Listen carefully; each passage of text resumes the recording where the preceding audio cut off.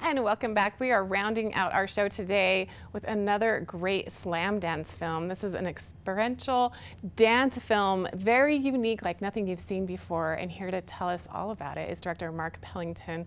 Mark, thanks for being here today. How are you? Good, thank you. Thank you for having me. Very pleased to be at Slamdance and on your program.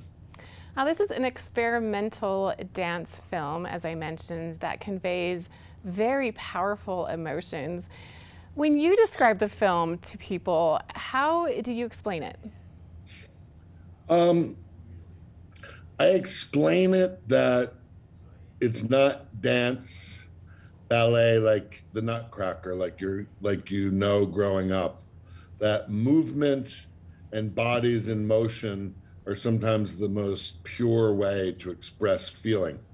And much like a painting or a sculpture, pure experimental, more movement-based dance that was spearheaded by my choreographer, Nina McNeely, I think expresses things in a way that words can't. And words are sometimes insufficient to show the range of feelings. So sometimes they say show, sometimes they say tell. And in this instance, The Severing is a film that expresses a story or a feeling about the difficulty of re-entering the world or connecting to yourself after loss, after grief, after big change and trauma in your life. And the way to express that in this film rather than words was through movement. Mark, you've directed many films, very successful, many projects, worked with big names in Hollywood, too many to even list. So how did you get connected with this particular project? What's the origin story of this film? And it's quite a bit different from some of the other things that you've done. I've done a lot of music videos from like a long time ago, from like 1985 was my first music video. I've made 110 over time, poetry series, documentaries, movies, TV shows, and I've made a lot of like short films and little art pieces. So I like to just do a range of work. I came to this through kind of exploring a music video for a speed metal band, and I was really taken by some of the energy of the song and the core idea of wanting to express these feelings in a low budget music video was a safe place to put some of the things. But what I discovered in the imagery and the feeling, when I laid it out and looked at it longer and really let the dancers' whole shapes and their stories with their bodies come across, I said maybe there's something longer in here. So you explore it and you edit it and show it to some people, and people don't know what to do with it. But Slamdance and the people there have always been into bold new things, and I think The Severing has its influences in the dance world, but it's kind of a unique little combination. So it was fun to do because it was very free, very small crew. There was no stakes. You make Hollywood movies or even independent films, and there's chasing actors, and there's so much machinery into making films sometimes that working with 4 or 5 people on a crew and just shooting it intuitively and organically is very freeing. There's no dialogue in this film, and the story, the deep emotions are all conveyed through dance, through music. As a director, what are some of the challenges in directing this type of work?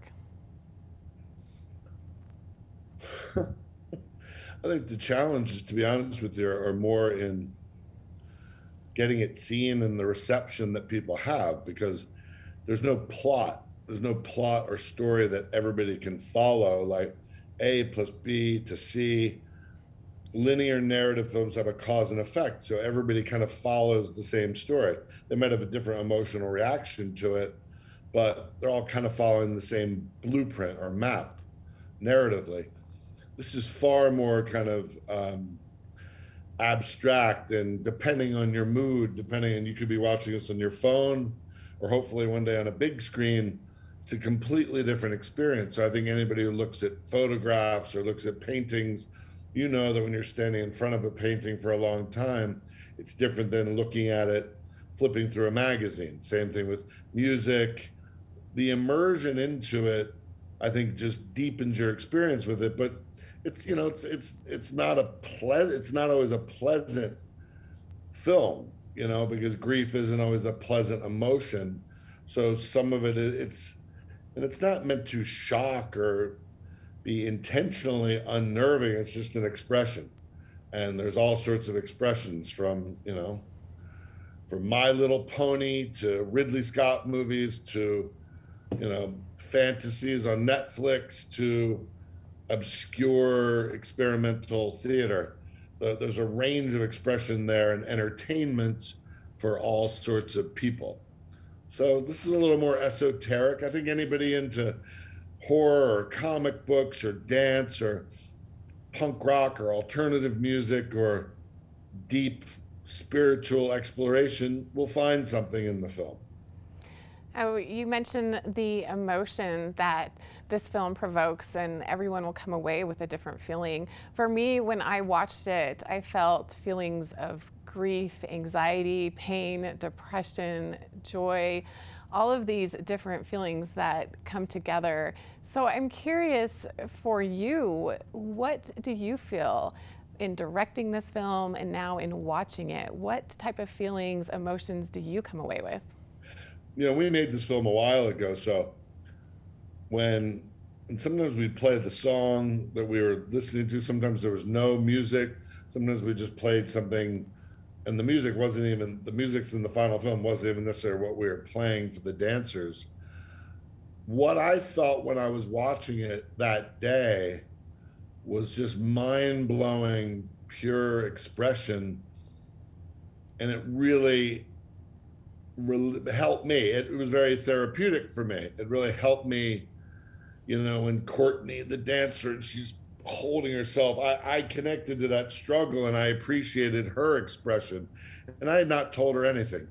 Nina had given them a basic sketch of an arc, you know, a story arc to begin and end with.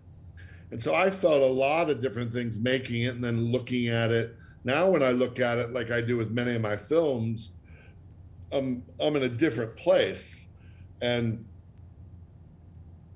I kind of, you know, as you say, well, you were anxious and depressed, and you know, I lament the person who needed to make that in myself. Yet I realized throughout my whole career, you know, I think whether it's poetry or filmmaking or music, like our job is to feel for others that can't feel and express for others that can't express. And certainly anybody could sit there and say, God, I hated it. Well, that's their prerogative, but they then should create something for themselves. It's all there. Art is for the spirit, I believe. Jonathan Borofsky said that. And so anybody can find something in it. And if it unnerves them or depresses them, then they've got those feelings in there that in their life they'll have to deal with or come to terms with at some point. You know, you can't run from those things. You can push them away, you can drink them away, you can work them away. But at the end of the day, we're all humans and we all share this time here. And so the movie's kind of like doesn't preach, it doesn't say anything. And I've made other movies that have more statements about loss or tell it in a comedic way with Shirley MacLaine. I mean, there's all sorts of ways. And I felt dance was kind of a different way to grow in myself through these feelings. It's, for me, therapeutic, cathartic, beautifully done film. You don't want to miss out on this one. Thank you so much, Mark Pellington, director of The Severing, for joining us today. Really appreciate your thoughts and insight of this incredible film. You can head to slamdance.com. You can buy tickets for all the Slamdance films, and you can be sure to tune into The Severing and make sure to watch this incredible film. You're going to want to see it more than once. So once again, appreciate Mark, director, here, talking with us this morning. We'll be back to wrap up our show right after this.